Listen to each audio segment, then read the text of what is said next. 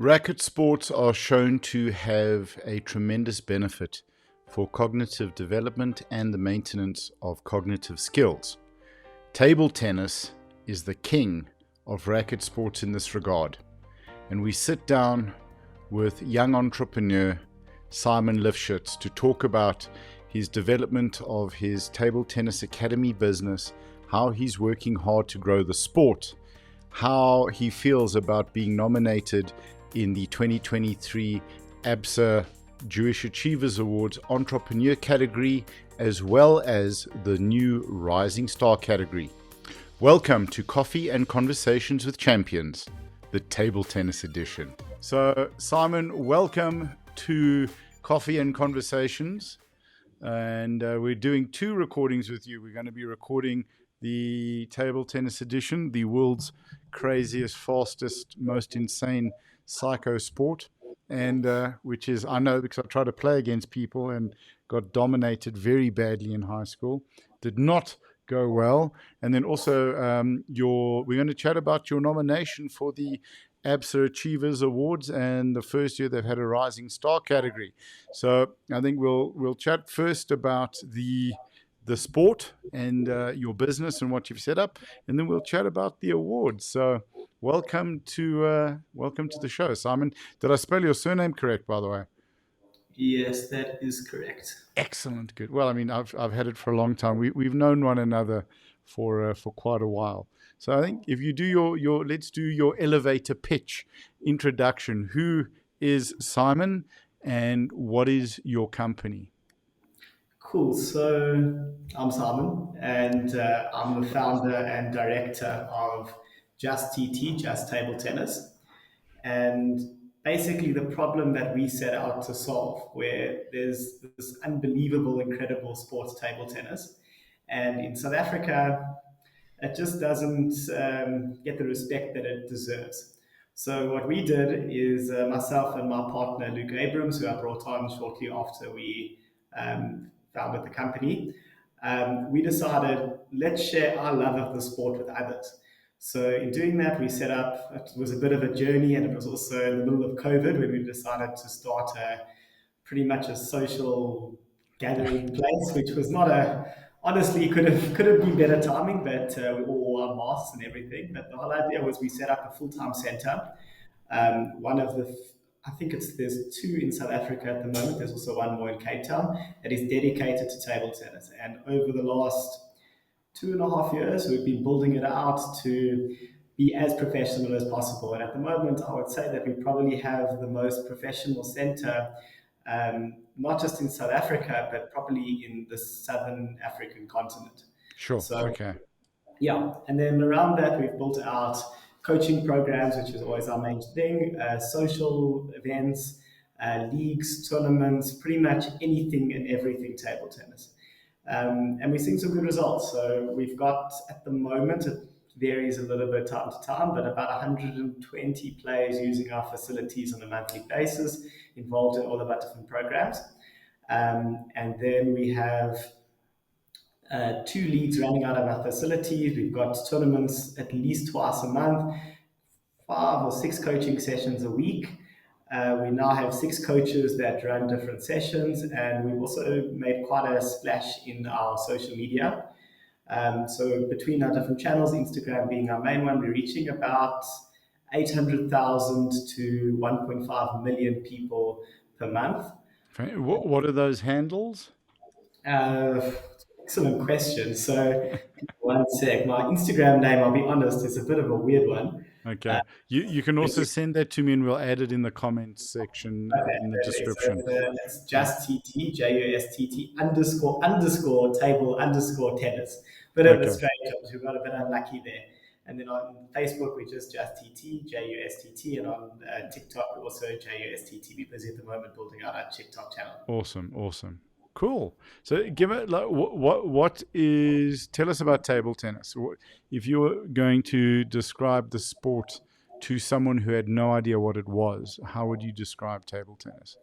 Cool. So I always say that there's 2 sports within table tennis. There's your ping pong or your garage table tennis, where you go to someone's house, they've got that bit of a wonky setup either on their veranda with a bit of water that leaked on the table or in the garage, and you can't really see, and the ball lands under the car, that kind of vibe. Where that's very social and that's kind of just hitting the ball up and down. And then you have the Olympic sport, table tennis. So there now you're talking, the bats are different. So you have the big difference in the bats. And what you would use playing ping pong is it doesn't grip the ball. Once you can grip the ball and you're using more serious equipment, then you're able to put in a lot of spin, a lot more speed. And I don't know if you've ever watched professional table tennis before, but you can see it's wild. And it's definitely one of the fastest sports in the world. I think it's just behind badminton as being the fastest. And as it's one of those sports that it's all about technique. You need to have your technique right, otherwise you're done. And then after that, it becomes a very tactical sport. It's sort of like a very physical version of chess, where you actually have, once you get to a certain level, it's all about how you can use your spin, speed, placement, all that stuff to outplay your opponent. So all in all, to me, the best sport out there. Okay. So you're literally playing tennis on a table. You have a net, you have a flat platform, you have a dividing line down the middle, and you're hitting across to one another. And you're trying to get your opponent to either miss the return shot that you hit or miss the table or double bounce. That type of Yeah, Okay. exactly. The rules are similar idea to tennis, just a bit of rules different here and there. Yeah. Okay. And how did table tennis originate? When did it start? Good question. There's a few different versions of it. So the two that I've heard that are the main stories is that it came out of England, where after dinner they would put some boxes on their table to create a net, and they would hit the ball across, like sort of like tennis.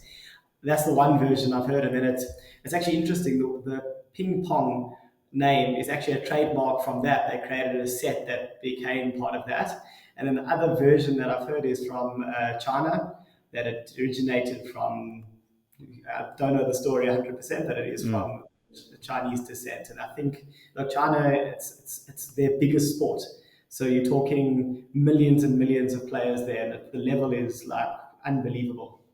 So what's the attraction? What makes it so addictive and people so passionate about it? Yeah, so I think it's similar to all racket sports. When you hit that perfect shot and you get that feeling, Every that just 8 or 9 years, in my case. yeah. So it's an addiction. So Yeah. it's similar to like I'm not a golfer, but I have played golf. And when you hit that perfect golf shot, you get that like feeling inside of you. In table tennis, it's like 10 times that. So Right. yeah, that's the one thing. As well as I think for me at least, and I only learned this recently actually, is I listened to a podcast by the Diary of the CEO. It's quite a large podcast out there. And they had I think he's a psychiatrist on, and he was speaking about how racket sports play such an important role in the health of your brain. Yeah. And so he even said to me, he said to the host that if he had to recommend anything to him to improve his brain health, would be racket sports. And he further actually researched this guy, I can't remember his name, but he came out and said that table tennis is the best sport for it because of the mental and physical and the speed of it. So I'm one of Very those big for cognitive development, cognitive 100%. function, cognitive retention, or cognitive function retention. Absolutely. Yeah, Cool. so I think for people that, I don't know if it's suffer, but who have ADHD or struggle with focus, it's an unbelievable way to get yourself onto a table where everything kind of just melts away and you get the opportunity to play, and it really helps you improve your brain functionality. I think for me, that's definitely been the case.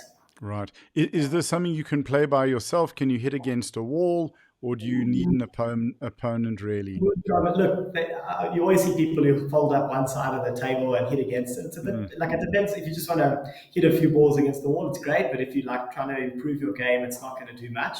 We do Right. at our center have ball machines, so you set it to spin and speed and placement, and you can practice on that as well. I don't love it because it's too predictable, so you know exactly where the ball's going to land every time.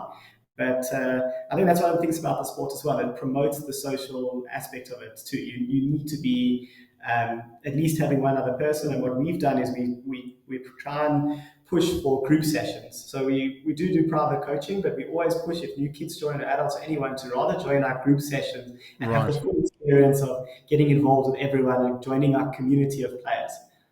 Okay. So let's talk about the business. What is it that you guys do, basically? Cool. So we offer anything and everything table tennis. Okay. So that goes from social play. We've got social sessions every week that people can either book a session or sign up for a monthly package. Then we also have training sessions where it's just you can come, like that's more catered for your advanced players that they can come and Right. just train with each other. Then we've got a very big development program. So we have coaching. We've got multiple sessions per week. So we teach everything and everything as well. So we start off with the basics, learning the strokes, learning the Mm. spin. Then we get a little bit more advanced, where then it's more of the tactics, and then it's like very advanced, where now we're talking like high level tactics and refining those skills. Right. And we, How do competitions work then? Just to yeah, chat to so touch on that. Yeah, so we within Just TT, we've got a club that runs as well. So we enter into the Gauteng leagues. We've also launched our own league with quite a cool format that encourages players of all levels to play. So we've been running that for the last few months, as Mm. well as we also run tournaments at least twice a month. One usually a junior tournament and one for adults or mixed. And then there's also the Gauteng Open, the South African Open, all of those which we always send players to compete in. So there's definitely there's no shortage of competitions to enter.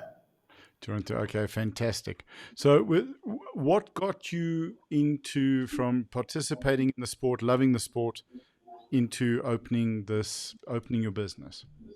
Yeah. So as I said, it's a long journey that went from started all the way back in school. So when I was in school, I was appointed the deputy head boy. And one of the things I decided I would get started is the table tennis program. So I Mm. started coaching a few of the kids at the school, and I loved it. Like I really loved it. The kids loved it. It was actually it was a kid back then as well, but we had a really good time. Then when I got to university, I played at a club, which basically we now that club that works under us, we used to work under them, and Right. I grew up playing at that club. And then there was a coach there, and I teamed up with him, and we started building out a junior development program. So we went from like 3 kids, where it always was 3 kids since I started, to having 30 kids. Then a bit of a strange fella, very nice guy, but he just one day decided he's going to Canada. I was like, yeah, sure, you're going to Canada. And then he got up and went to Canada. And I was like, oh, Okay. flip. Yeah. I was like, oh, flip, what do I do now? So I brought on another guy, Luke Abrams. He's a legend in the sport. He's actually currently the South African champion. And we decided, okay, cool, there's an opportunity to build out a business here because the current at the time, the current way that it worked is if you wanted to play table tennis, you joined a club. Club had usually 10 to 20 players. Of those 10 to 20 players, like 15 to 18 of them were already like pro level, or not pro level, but compared to a beginner, absolutely pro Mm, level. mm. Beginners wouldn't be able to get a chance to play because the serious guys wanted to play with other serious guys, and they would kind of just drop off one by one. So very few people were picking up the sport. A few kids here and there, but not really. And we thought, okay, cool, we can offer something which we can actually share our love of the sport with other people. Mm. Then COVID hit, and yeah, all hell broke loose. And then we used to run it out of a school hall, and we got kicked out of the school hall during COVID. They just wouldn't have us. So we took a bit of a risk, and we rented it was at the time it was an old kitchen that we then built into our center, and we went with a full time center, a commercial property, and yeah, then we slowly built it. We've slowly built it. Then we started with just juniors, just coaching kids, and then we built it out to offer table tennis to anyone and everyone. That's phenomenal. What is sort of the 1 year, 5 year, 10 year goals? What's the vision for going forward for the business, and what would you like to see for the sport as well? Yeah, so interesting question because up until this year, it was very much a passion project on the side. We were doing it, but we both have full time jobs as well, which doesn't Hmm. make life too easy. Um, and we were then, but then this year we saw, you know what, there's actually real opportunity here. So already this year we've grown substantially, and now from next year, look, we're sitting at 120 players. By the end of next year, we want to be at 1,000 players. The way we're going to get there is a few different programs. Mainly, we're going to be focusing on the schools. So as we speak, we're busy building out our school programs now, which is it's a bit of a challenging one because coaching at a school is not easy because if you have 2 tables and 50 kids, you need to somehow make a plan to coach them. But we are getting better at it, and we are coming up with some plans as well as coming up with a teachers development program. So we don't have enough coaches at the moment to send out to every school in the country, but we can upskill their coaches to get it running and get the league going. So that's a big one on our side that we're working on, as well as we've taken now a tech approach to running the business. So I come from an engineering background, so I love throwing tech where it doesn't belong, to be honest. So already we've built up this year a full-on booking system. So if you want to play by us, it's similar to what Paddle's got running, but a little bit more advanced because we offer a lot more. You just go onto our system, onto our website, book out a session or book out a monthly package, and then you're good to go. Next steps now are we're busy at the moment putting in an instant replay system. So you hit an unbelievable point, you hit a button, it sends it straight to your phone. A bit of time, but we're making some good strides in the right direction there, as well as like your access control, all of that stuff. We want to automate as much as possible. So yeah, then also the last thing which we're pushing to do is to open up another 2 centers, one more in Joburg and then one in Cape Town. That's probably our 5-year plan. Okay, cool. When you say that you are offering sort of other things in addition to what Paddle is, as an example, you've mentioned that a little bit before in the chat. What are some of the other things that you're offering? Yeah, so as I said, Paddle does have your coaching and that type of stuff, but it's not well integrated into the Playtomic app. So if you want to get coaching with a Paddle coach, you're going to have to find the coach, get to them, do that type of thing. Where for us, it's all integrated into one space. We try and run at least one special event every month. So last month we actually ran a whiskey tasting with Jameson, so we partnered with them. It was quite a cool one. We also ran an event the month before with Father Coffee, where we did like an exhibition tournament at their place. So we're always trying to find those new different things that other people do. Okay, fantastic. If we chat sort of now on the future of the sport, what would you like to see for table tennis 1 year, 5 year, 10 year? Yeah, so this year we had some great developments in the sport. The World Championships was hosted in Durban for the first time in Africa for about, I think it was 79 or 80 years, somewhere around that. Incredible event. It was really top class. And I think that's what we need more of in South Africa. The players here, our top level players, are just not getting the exposure that they need. We are seeing good strides in the right direction with more of our players going to play overseas and playing in more tournaments, and the level's definitely picking up. But it is a challenge. So I think for me, it would be allowing innovation into the sport. It's been the same thing for years and years, where I think now that we need to start thinking a little bit different from the classic club kind of structure and more thinking, how can we do things better and bigger that we can actually develop more?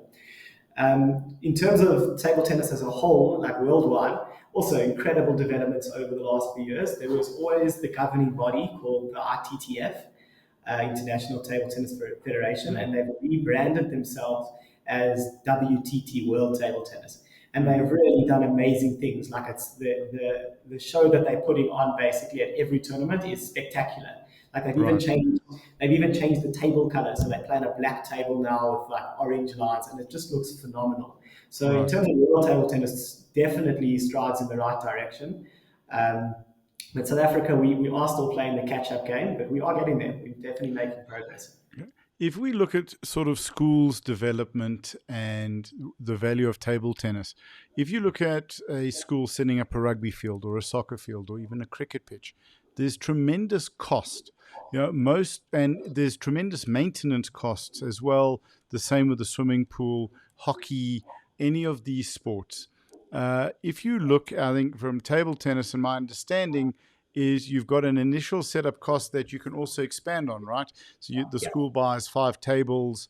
Then when the sport picks up, they can add a few more to that. They can do it in the hall. You can pack up the tables, move them away.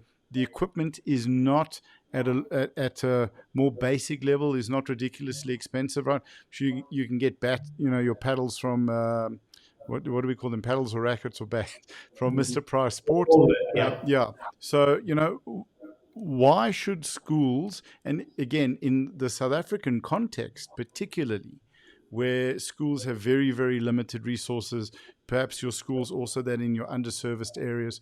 What's the value of table tennis for that? And are you looking sort of at moving into those markets?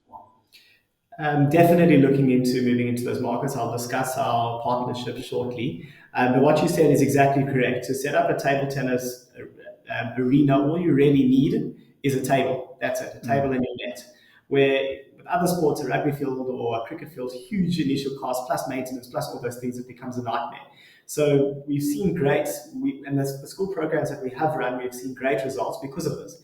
And also is not weather dependent, which is a huge thing. So it doesn't matter what's happening, winter, summer, raining, hailing, we still playing, we still going at it. So the big benefits of table tennis for schools, and we've seen this ourselves, is that firstly it gives those kids that don't want to play soccer and cricket and rugby something to do.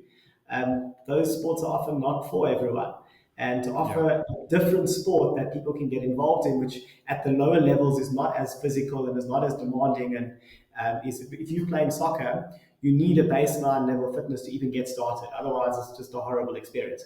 Where table tennis, when you get started, it doesn't matter where you are, we can build with you from there. And then the big benefits are going to be exactly what we spoke before: the benefits of racket sports, of that the mental benefits of it, as well as the kids with ADHD and all that type of stuff. So yeah, I think that we're pushing for it hard now, and we want to get into every school as quickly as possible. Then what we've also done is we've partnered. We're just about to sign our MOU with them, with a company based in France. It's called PSF. What they do is it's a professional player named Sarah. Amazing person. She's playing professionally at the moment, runs her own law firm, and runs this charity on the side. Just like phenomenal. Incredible. We had her run some sessions with us recently. Incredible. Like amazing even to meet her. So we're partnering with her, and their whole thing is to bring table tennis to Africa. So the reason she went about this is she plays and lives in France, but she's got descendants from Africa. So she spends a lot of time in Africa and sees what happens here, and just is like, she just hates that France has got an amazing setup. They're incredible. They've got some of the best players in the world with the best infrastructure. Where she came to Africa and she was like, flip, there's nothing here. So she started sending equipment through, and now we partnered with her to build out different outreach programs. So one of them we're definitely going to work on is the school program. Right. Okay, fantastic. So I think it's a wonderful way to create safe places for kids, for kids in the township, kids in rural areas, and to build a sense of community. That's fantastic. Yeah, but I think, and I always say this, it has to, and this is the challenge, the big challenge, is it has to be sustainable. Yeah. We've seen in the past, I've been involved in it and I made mistakes where people go out and they donate a few tables to a township, and the coaches go for a while for the love of the sport to give that, but then life gets hard and there's other commitments and other things, and those things fall apart. So the organizations are going out, putting shirts on kids and taking pictures, and that's that. Yeah. The way we want to approach it, and this is why we've taken a more careful approach and we haven't launched already, is we want to find a way, and I think we're getting there, to actually be sustainable in the way we run these things. So the one thing we're going to be doing, launching quite soon, is bringing kids to us rather than going there. We have the setup, we have everything we need. We don't have to look that far to find the kids, and we just need to bring them in now. So that's just one of the programs we're going to be launching next year. So where is your facility based? So we're based in Sandringham, on the Sandringham Strip, where that line of shops, and we upstairs above the restaurant called the Powerworks. Okay. Is that where the boxing gym used to be? Across the way, so they were on the space here. And there's a good tailor there, if I'm not mistaken. Yes, he's next to it. Okay. Absolutely. Okay, fantastic. I think if we have potential sponsors that are listening to this, what would you say to them, Simon, why they should get involved in partnering with you and your company to bring in the sport, or to bring access of the sport to more people? So I think the first thing is two reasons I would say the innovative approach that we've taken to building the sports and the results that we've had already, as well as the sustainable approach that we've taken. We're not looking to just do a quick thing and move on. We're looking to build out the sport from the ground up with the infrastructure required to actually build something bigger and greater that gives access to a lot more people to the sport. And then the Right. sport itself is overseas, it is massive. I couldn't believe how big it is overseas. Every time I travel, I always try and go to the local places and play. In Europe, in Asia, in America now, America is it's becoming huge again. Like it was quite small in America, but they've just put in a national league. They've got hundreds of training centers open now. So it's an up and coming sport for sure. You And know that yeah.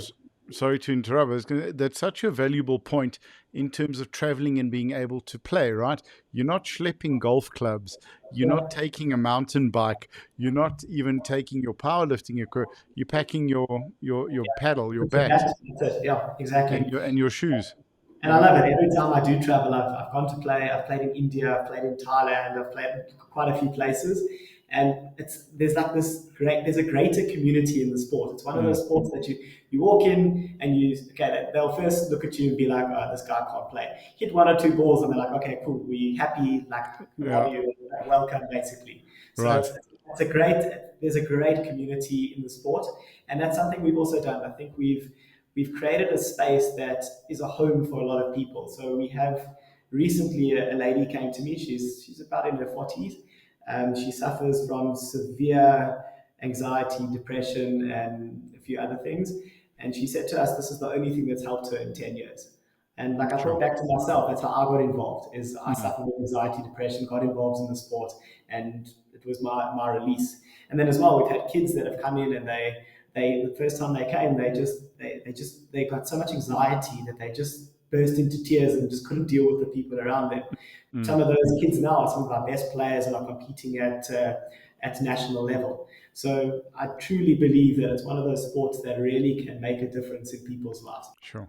If we look at the career path now that you mentioned for an athlete, what is it? It's provincial, national, and then you said there's an opportunity to perform at an Olympic level to represent South Africa. Yeah. So the thing is, in South Africa, it's an interesting one because it's good and bad where we are at the moment in the sport. If you look at it in terms of uh, competing with other countries, we're way out of the league. Like we look at China and Germany and France or Sweden, they've got players that are playing the same level of table tennis as your Premier League soccer players in England.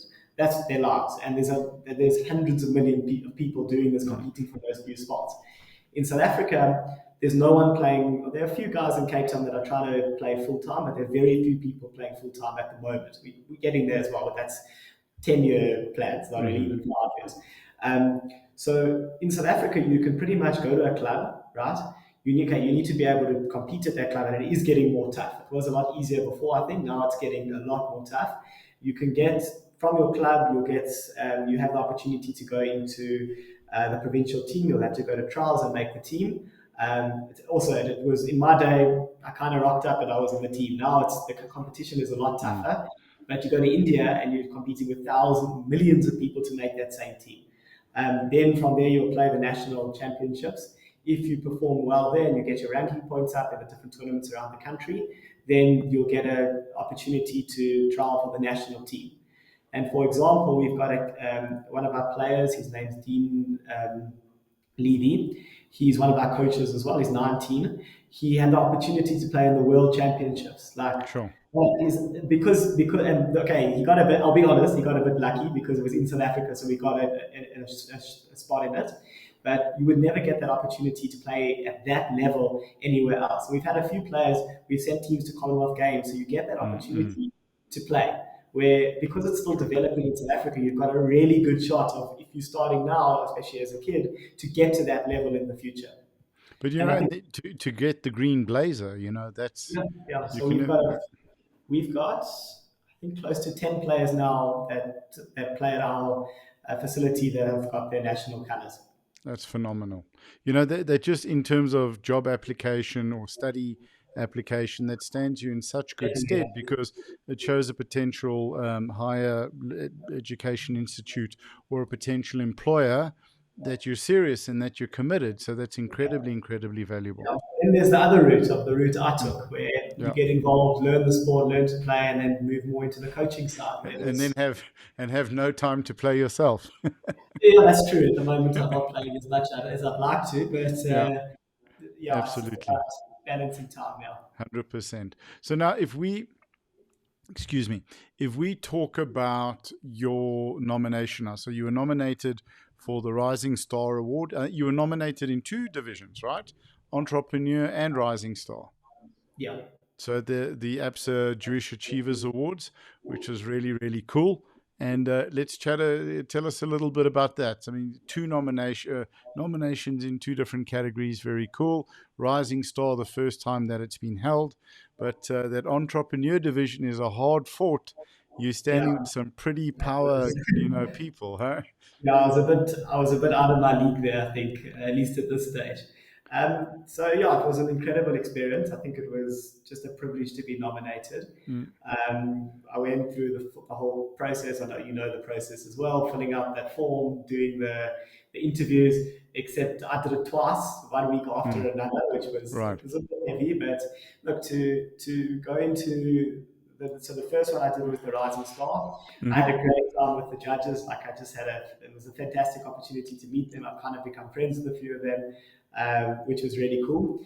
And then the second one, the entrepreneurial one, was a bit more intimidating, I feel. Some rather In the room distinguished. with some big weights, eh?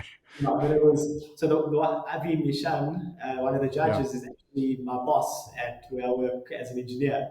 So that was a Okay. little bit strange that I was pitching this like thing that I do on the side to the guy that I work for. It was a bit of a weird one. But also just to get in that, just to have the opportunity to share my vision and what I Mm, want to do and what I'm building with them was an unbelievable opportunity. And to get the feedback that I got from them was fantastic. right. They were like, okay, I knew I wasn't going to win it because like the guys that win it are a lot more established than I am at this stage. But just to get the feedback from them um, that this is really cool. We really like what you're doing. We're excited to see what you're going to do next. Like Mm, it was such mm. a cool thing to see. And then yeah, then that breakfast was great. Really enjoyed it. And then the actual award show was pretty cool. Yeah, very, very cool. So, I mean, Simon, how old are you, if I may ask? 25. 5, yeah. So, 25, you've been running your own business as well as working for how long now? I think you said 2019, right? Yeah, about 20. Well, we became a proper business, call it, in Mm, 2020. Yeah, okay, all right. At the beginning of COVID. Well, yeah, it's great timing. so, we're talking about from a leadership point of view. What's it like? I mean, you're married, you have a career, and you have this passion project which you're building into a business as well. How do you balance that? How do you manage that? I haven't figured that one out yet. As soon as I do, I'll let you Yeah, know. yeah, 100%.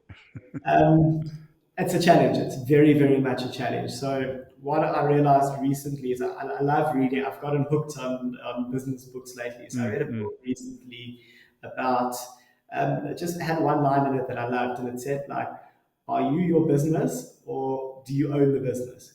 And at this stage, I am the business. If I'm not there, mm, if I'm not coaching, if I'm not doing things, right. it doesn't work. So we've started building up a team. We've now got our coaches where just about I'm happy to say, okay, cool, I can actually stop coaching and my coaches will run everything. I Mm, enjoy the coaching though. Still doing a lot of admin work or development work, but it's getting there. We're now going to be hiring a club manager to be dealing with all of the ins and outs mm, of running the place. But yeah, it's challenging. So I think it's just about prioritizing your time. So I always do my best to put my wife first to try and make sure she's happy. Safety Then first, absolutely. yeah, exactly. Then between work and running Just ET, it's a bit of a Mm, juggling show, but I work on a contract and do not. I never ever would take away from my mm, job to do mm, mm, table tennis. I just feel like ethically it's completely wrong. So I would do my full day of work, and then get started on table tennis afterwards. And yeah, it's a tricky one. Don't get a lot of sleep, to be honest, mm, and to drive to, look to stay stagnant is okay. We can just coast and it will just run. But what we're trying to do and what we're trying to build and to hit the numbers that we're looking at and to have the impact that we want to have, it requires many, many hours of work. Yeah. So we've launched now a project management system so that we can manage things a little bit better. So yeah, we're just trying to use that tech aspect to it. So we use something called Asana. It's fantastic. It's working on like a sprint cycle where every 2 weeks we've got tickets. You work through your tickets, and then it very much stabilizes what we're trying to do and manages stuff. But then always other things pop up. But yeah, also trying to take that So, tech approach. that's almost using technology as a management team, right? 100%, exactly. Same as we've just implemented our CRM. So we're using HubSpot, our customer relations management software, which also, okay, it's taking time to set up and it's a big one to get working. But once it works, it will automate a lot of our marketing efforts as well. So instead of having to do all of our posts ourselves, we'll just schedule the posts for the month. Instead of replying to customers one by one or sending out our email marketing campaigns, we'll just have everything running. But it's a bit of a setup process, but definitely a step in the right direction. So how are you finding, on top of these, how are you finding technology enabling you to split yourself into different roles or fulfill different roles in the business, or effectively outsource, right, to technology? Yeah, so the biggest one which we implemented this year was the booking system and payment gateways. So before it was like very manual. People would come and they'd be like, oh, is this person paid? Is that person paid? Oh, flip, we need to take register of who's here. Now it's all go into the system, they book, they pay. We just make sure everything's running smoothly. So that's been a big one. The next one we're working on is still, we've done different versions of it and we're getting it right, is the tournament management system. So going from when you enter one of our tournaments or a league, we want it to be fully automated without anyone. And then this will enable us to also we've already moved into the corporate space of doing like corporate events and team buildings. And now we want to get to the level of running it at the highest professional level where you book on our system. It does the draw automatically for the tournament and allocates each table you're playing on. You enter the score yourself on your phone. So pretty much a fully autonomous system. We've run a few different versions of it. We haven't got it 100% right yet, but it's definitely in the works, and we're also partnering with the right people to get that one up and running. So what do you see your role in the business currently? So everything. Yeah, at the moment, coach, financial, the CFO, the strategy officer, the cleaner, everything. It's the marketing manager, pretty much everything. Right. So we just actually completed an exercise where we took everything that the two of us do in the business and we've now put it onto an Excel and we've actually looked at what can we hand over to someone new. So Right. now is I'm actually in the moment doing it is building out a job spec, and we'll then hand that over to someone new. And I'm quite excited about that. I think it's at actually the Jewish Achievers Award, the one winner. I don't know if you remember. He said that's the goal is not to. He spoke about people leaving South Africa, Yes. and he was saying that like people would say to their mothers, "I can't find a job in South Africa. I'm leaving." But he was like, the mothers should say back, "That's not what you're here for. You're here for creating jobs." So for me, we've created a few coaching jobs. Now we're moving into that management one, and I'm super excited to bring on. I'm hoping to bring on I'd love to do like a student so that they can study at the same time, and also guide them in what we know so that they can learn from us, earn a bit of money on the side, and study at the same time. So I'm very excited about that one coming up as well. So how are you guys, if you're comfortable to discuss it, how are you guys funding? Do you have investors? Are you self-funding? If you don't have investors, are you looking at investors? Yeah, so what's really cool about Just TT is we launched the whole business on 600 Rand, which was the 600 Rand we paid for I got to do this. We had to buy a temperature gun thingy and sanitizers during COVID. So we were very strategic in the way we partnered with an existing club that allowed us to build out quite a decent following before we had to start paying rent and do all those sorts of things. So from day one, every month we've been sustainable and actually making a profit, so which has been fantastic.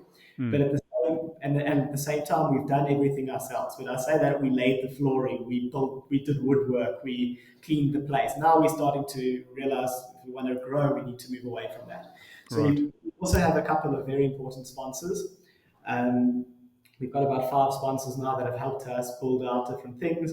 The table tennis community it's a phenomenal community, and there is quite a bit of wealth behind it. So we've had Mm. someone sponsored our floors. Someone gave us a very nice donation to do um, a full center upgrade. We've had prize money donations. We've had with our partner in France, they gave us a couple of thousand euros of equipment that we've just been handing out to underprivileged people who can't afford it, that type of stuff. So we've definitely leveraged off our sponsors, and we're gonna be doing it Fantastic. more. But the great thing about it is, and that was our goal in the first place, is it's a fully sustainable business. Mm. It doesn't necessarily need an investor for it to run. Saying that, now to move to the next step, for me to jump from doing what I'm doing to doing more table tennis, then we would have to start looking at investors. And it is Mm. something we are investigating now. We're busy putting together the business case and all that type of stuff to see if it is viable. And I'm 100% sure that it is viable. So at this stage now, we're starting to look at bringing in investors. So I think because you looked at running for several years and building up the business before looking for investors. So your initial startup was, how do we grow the business, not how do we find money? Yeah, What yeah. what was it? What was it that made you make that decision? Why did you take that path? I think it deeply lies in my own personal beliefs of sustainability. So if we would have gone with the idea of let's find an investor and then let's just hope it will work, Mm. then it might not have worked, and then everything that we did and built was with nothing. What we've done now is essentially we've proved the concept, but we haven't just proved the concept. We've gone way above and beyond what the concept would be. Because would it be good enough to get 20 kids playing, and we would have said, "Great, this is a proof of concept. We could move Hmm. on now." But we've built a full functioning business that's employing people and creating opportunity for people without that investment. But to get to the next stage, to set up a better center, to launch the school program to the level that we wanted, to get to call it moving towards perfection, we now need the bit of injection of funds to make sure we can get there. Yeah, To okay, and help you grow and yeah, accelerate. But you, as yet, the concept has been proven, and definitely. you've covered that cost basically with time, right? And I Yeah, think, exactly. That's the challenge. yeah, Exactly. it's such a About to valuable thing. say, Well, sorry. I was about to say that the Mm. big investment that we made is the time investment. It's Yeah. taken, fuck, I don't even want to think about how many hours we've spent building the place. Absolutely. The thing with that is it's such a it's such an important decision for people to make, for young entrepreneurs to make, to look at, do you in what do you have to invest? You have money, you have time, you have expertise, and how do you put those resources to work in order to best serve you in the long run? So if you were going to give some advice to younger entrepreneurs, younger guys perhaps looking at starting a business, what advice would you give them? So I think there are two main things that I've learned over time. The first one is you just need to start. Mm.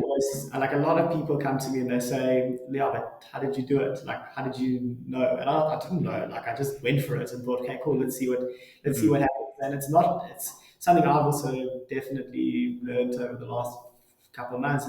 It doesn't have to be perfect for it to work. It just needs to start, and then you'll improve over time. Right. And then the other thing, which okay, it might not be it depends on the business and what you're trying to do, but you can always make more money, but you can't make more time. Hmm. So, and this is the thing. Like a couple of months ago, we laid new flooring, right? We put down professional table tennis flooring, and I decided, yeah, I can do it myself, not a problem. It was like 10 hours of back-breaking work. I didn't actually expect it to be so difficult. And at the end, okay, we did an okay job, but I think a flooring company would have done a much better job. Hmm. And In a wouldn't have tenth of the actually, time.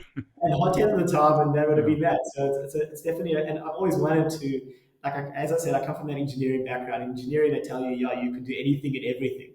And you're like, that's the mentality they want you to have. Yeah. And Only as a civil engineer. I just want to get that across. I'm electrical, but yeah. No, but that's I'm the kidding. thinking. Yeah. And Yeah. that's the thinking. But the truth is, it's not always worth it to do it all yourself. And I can Yeah. say that we've done it all ourselves, filed our own taxes even.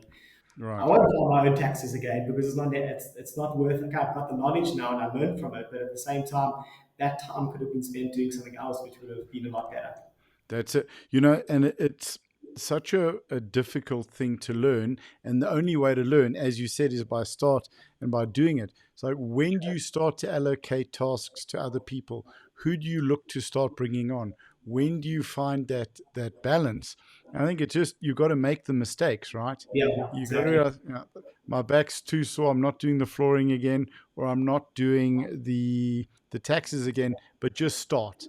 That's it. And don't be afraid to make mistakes, right? Yeah, I think as well, another big lesson I've learned is that your idea is one part of, if you're going to start a new business, your idea is good. But if I think what's much more important is having a phenomenal team to execute on that Yeah. idea. Because if you, and even if you don't have that phenomenal idea, find the phenomenal team first, and that phenomenal idea will come. Find the right people, and then it will Yeah. grow naturally. When we went backwards, we took the idea, and then we're like, okay, now flip, we need to build out a team. And then you're under Mm. pressure because you're scaling at a level that now you need to get your team to catch up, and then it's on you, and it doesn't work. So if I had to do it all again, is I would have, and the thing was, it was always a passion project first.